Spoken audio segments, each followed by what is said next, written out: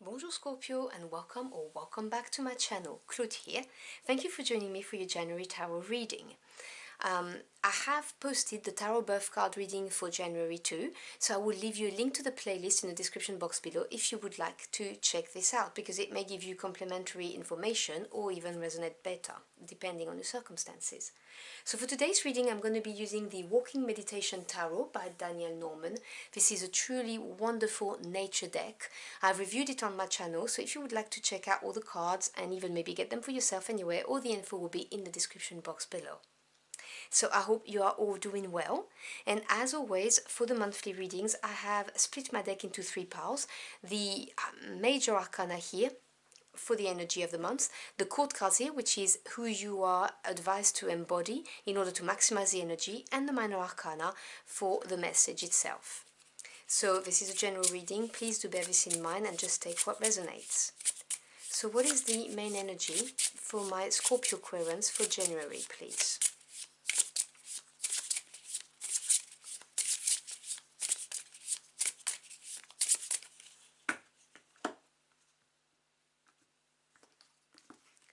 So for January, we have the energy of the Lovers. So I'm going to put it here, and obviously I will go through the meaning of all the cards when they are all out. What court card are they advised to embody to maximize the energy, please?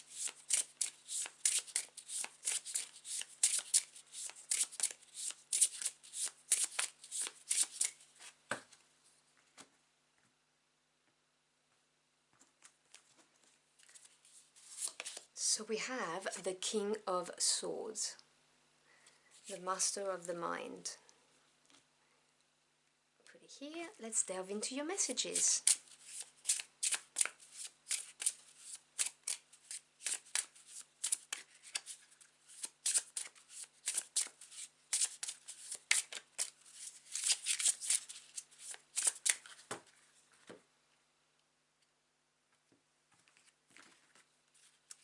Okay, so we begin with the Four of Swords, followed by the Three of Wands, and the Six of Pentacles. Seven of Pentacles, Eight of Swords,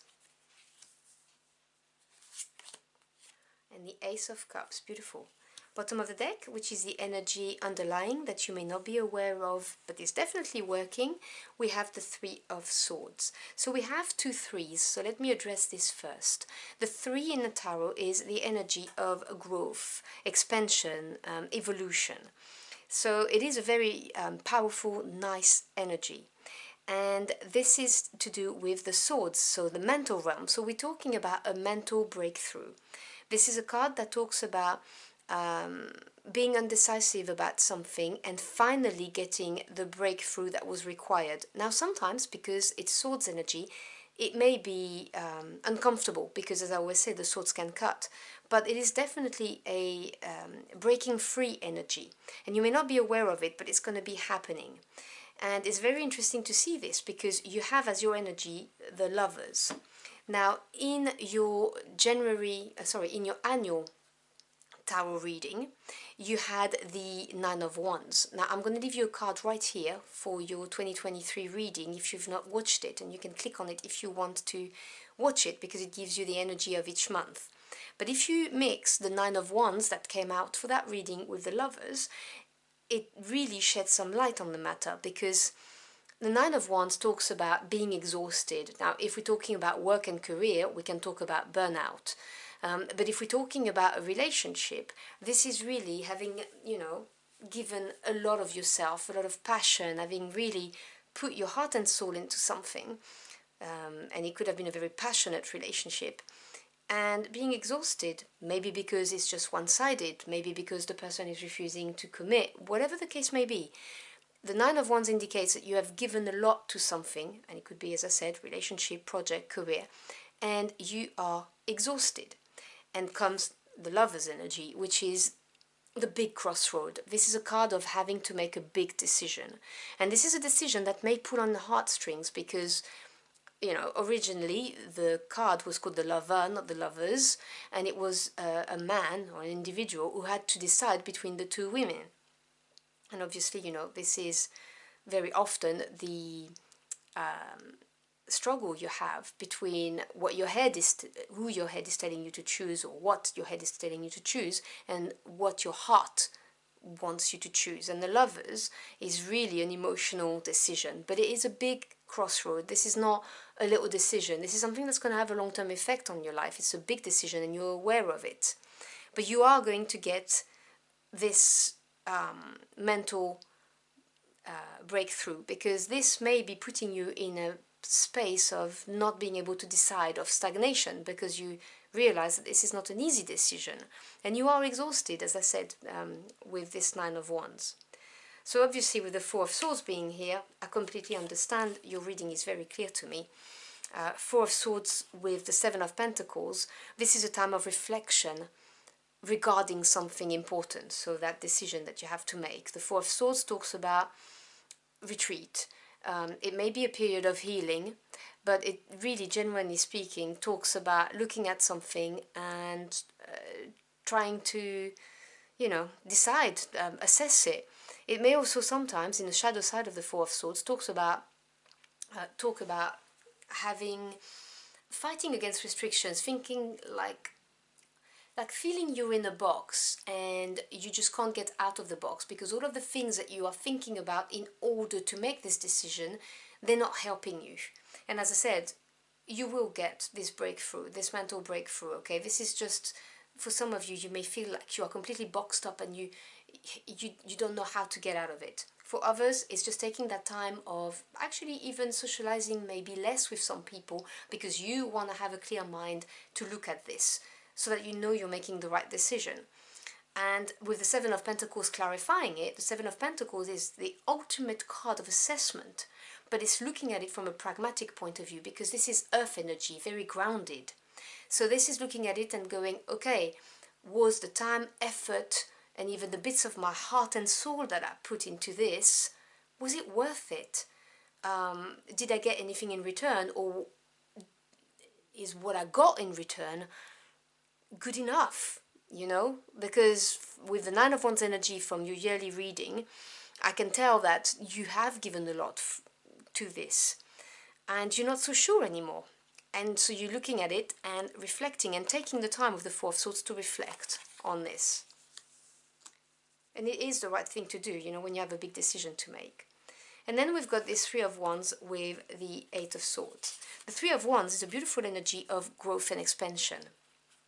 It's, you know, really an expensive energy, because the fire energy of the wands kind of give momentum to the growth of number three. And very often the Three of Wands is talking about your ships are coming in, but actually this is the ships are coming out. The Three of Wands in the Rider-Waite-Smith, you can see the man looking at the ships, and if you look at the waves in the sea, the ships are going out of the harbor, they're not coming in. It's having planned it, and you're now putting out into the universe your intentions so that the growth occurs. That's what the card is about. So the Three of Wands talks about that. But it is supported by the Eight of Swords. Now I can see that the Three of Wands is your desire for things to grow, you know, to just make them expand. But the Eight of Swords is my card of the prison of the mind. This is having got having put yourself in a position where you kind of are overthinking things and you cannot see the light at the end of the tunnel. Now, it's very easy to be in this kind of mental energy. I'm not judging. I am in that kind of energy very regularly. I have to keep myself in check. So please do not feel that I'm judging. It's not the case. But the Eight of Swords energy really is when we do not see the light at the end of the tunnel, or we don't see the solution to a problem. And I'm really getting a lot of this with the Four of Swords, the Eight of Swords being here, and the fact that you have to make a decision. So you want things to grow, but you don't know how to. You don't know how to make progress, which I can see with the Seven of Pentacles. You'd want to, because with the Seven of Pentacles there is this idea sometimes of being a little bit underwhelmed by the rewards or the harvest that you've had, whether it's on the romantic side or work side. So there is that desire for things to grow, and this is putting you in a prison of the mind. This is all you think about, and you don't know how to do it, and it becomes very frustrating. And so you're wondering, should I continue that way, or should I do something completely different? And obviously that ultimately is down to you, okay, because I can't tell you how to lead your life. But what I see coming your way is the Six of Pentacles and the Ace of Cups. Now I'm going to talk about this King of Swords for a minute, because this is the energy you are advised to embody, to maximize, to help yourself basically in the month. And the King are the masters of their suit. They have knowledge and expertise. This is the mental realm. The King of Swords will help you get out of this Eight of Swords energy, and embodying the qualities of this card will give you the Three of Swords energy of the mental breakthrough and being able to make the decision on whether you stay or you go, or whether you continue with this job or you seek out a new career or a new project, a new business. You see what I'm talking about. So the King of Swords is someone who's very intelligent, very sharp, no genders attached, remember, just the energy. And this is somebody who is very loyal and trustworthy, and who will see the BS where it is and will base their decision on facts. They're not ruled by their emotion, which means that they are very, very fair, because it's just based on facts. So when you make that decision, your spirit team is saying to you, it is very important that you are factual about it, grounded and factual, rather than being led by your heart. Because sometimes when we make decisions based just on our heart, we can be blurred by it. And because the Lovers indicate that this is a decision that is pulling on your heartstring, your spirit team is saying, be factual about it, because that's how you will make the best decision for you, if you see what I'm saying. Because you've got the Six of Pentacles and the Ace of Cups there. And these are two beautiful energies. Once you overcome this Eight of Swords by embodying the energy of the King of Swords, by being factual, you will bring back harmony into your world. The Six of Pentacles is really a beautiful card of equilibrium in your 3D world.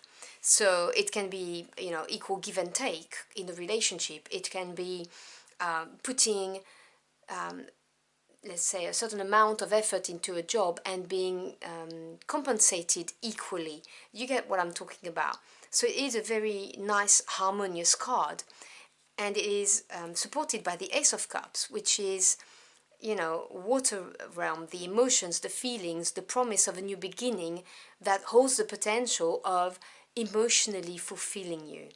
So I can see from this reading that there is a decision to be made, and the decision needs to be made looking at things from a very factual point of view, not allowing your heart to pull at your strings too much, because with the Nine of Wands energy from your annual reading, I'm getting that you are tired and exhausted, and when we are in this kind of energy, it is very difficult to make decisions.